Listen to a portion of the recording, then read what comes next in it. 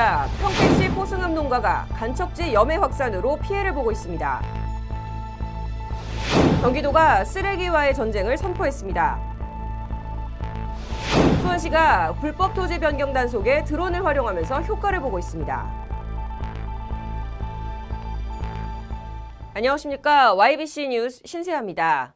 한 주간 각 지역의 주요 뉴스를 전해드리는 뉴스 프라임 플러스 시간입니다. 먼저 평택시 소식 전해드립니다. 충남과 경기 등 중부지방의 극심한 가뭄으로 인해 6월 중순에 접어들었지만 정상적으로 벼가 자라고 있는 논을 찾아보기 힘듭니다. 평택시 포승읍 역시 물 부족과 염분 농도 상승으로 모의 생육에 지장을 받고 있는데요. 타들어가는 모만큼 농민들의 속도 타들어가고 있습니다. 평택시 포승읍 원정리에 위치한 논밭입니다. 한창 푸른빛으로 가득 차야 할 논의 벼 대부분이 누렇게 말라 죽어 있습니다. 그나마 자란 모도 사정은 역시 마찬가지입니다. 지금으로서는 장담할 수가 없어요. 이거 이거 제대로 이게 농사 수확이 된다고 지금 장담 뭐라고 할 수는 없어요. 지금 현재로서는. 모가 말라 죽은 탓에 첫 번째 모내기가 실패해 논 한쪽에는 모판이 버려져 그대로 방치되어 있습니다.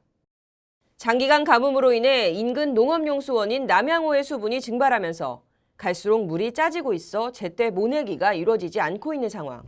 피해 지역의 농민들은 염분기가 섞인 남양호의 물을 끌어다 씀으로써 모가 타들어가고 생육이 멈췄다고 주장하고 있습니다.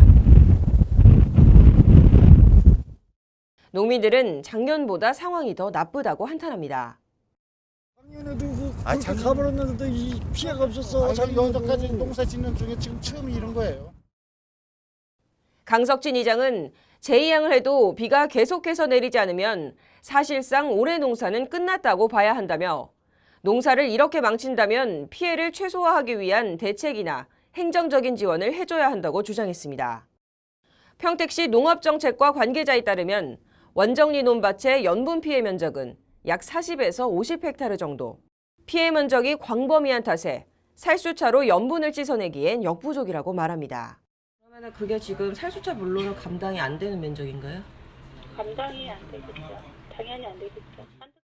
농업기술센터 식량특작팀 원정원 팀장은 현재 상황과 관련한 특별한 대안이나 방안이 없음을 솔직히 털어놨습니다.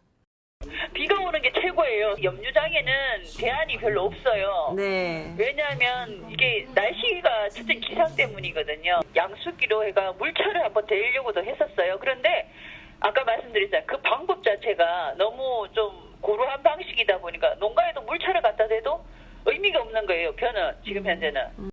또한 원정원 팀장은 6월 달까지 기상 상황이나 추이를 살펴보고 거기에 맞는 대안을 제시하려고 하는 중이라고 밝혀 사후 약방문식 처방에만 급급한 모습을 보였습니다. 하지만 말라 죽는 벼를 쳐다보며 하루하루 가슴이 타들어가는 농민들은 이 소금물마저도 끊길까 봐 노심초사입니다. 짠 물이라도 유입을 해서 이거를 희석을 해서 자꾸 이제 교환을 해줘야 그러나마라도 좀 좋지 않겠느냐.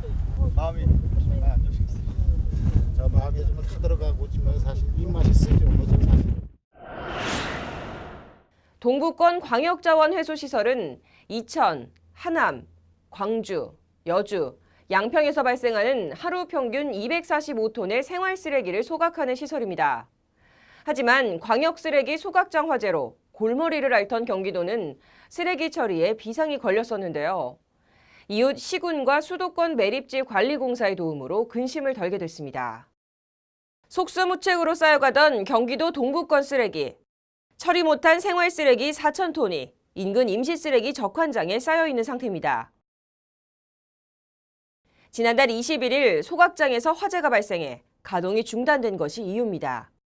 하지만 그간 처리하지 못했던 쓰레기와 앞으로 발생할 쓰레기를 인근 시군이 나눠 대신 소각해주거나 수도권 매립지에서 받아주기로 해 한숨 돌리게 되었습니다. 이에 따라 경기도는 이천시 모가면 적환장에 쌓여있는 쓰레기를 12일부터 수도권 매립지로 옮길 계획입니다. 도는 적재된 쓰레기 처리로 한숨을 돌림에 따라 앞으로 발생할 생활쓰레기는 수도권 매립지 반입, 지자체 품앗이 소각, 자체 매립 등 3가지 방법으로 처리할 예정입니다. 23개 시군하고 협약을 맺었습니다. 그래서 품앗이 소각 협약을 맺어가지고 서로 위기사항이 닥쳤을 때 서로 도와주자 해서 이번에 그 품앗이 소각을 추진하게 되었습니다.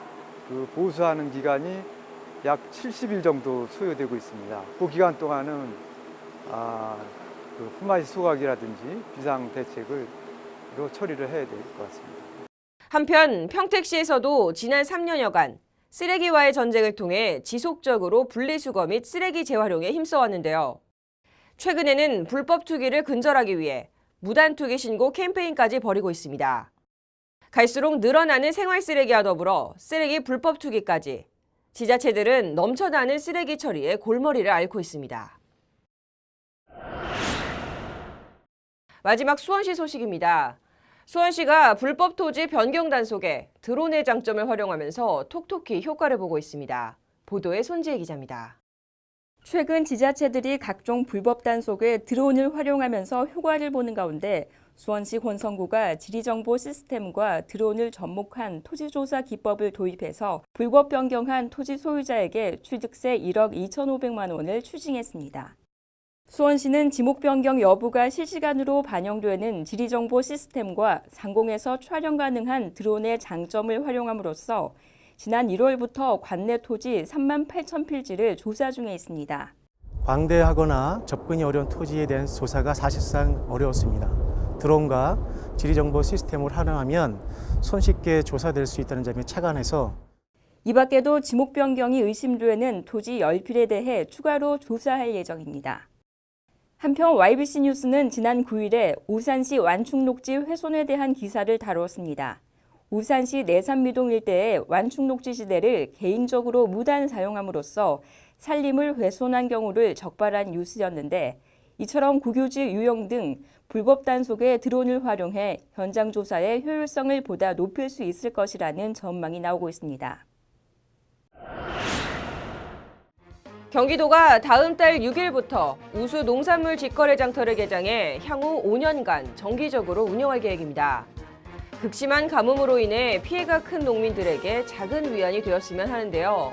현재 농산물 직거래 장터에 참여할 우수 농가는 모집 중에 있다고 하니 농산물 판매처를 확보하지 못한 농가는 오는 21일까지 경기농식품유통진흥원 홈페이지를 통해서 참여 신청할 수 있습니다.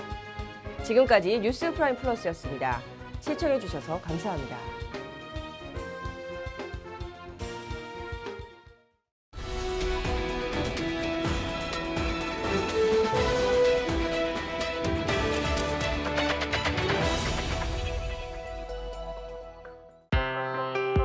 보이십니까?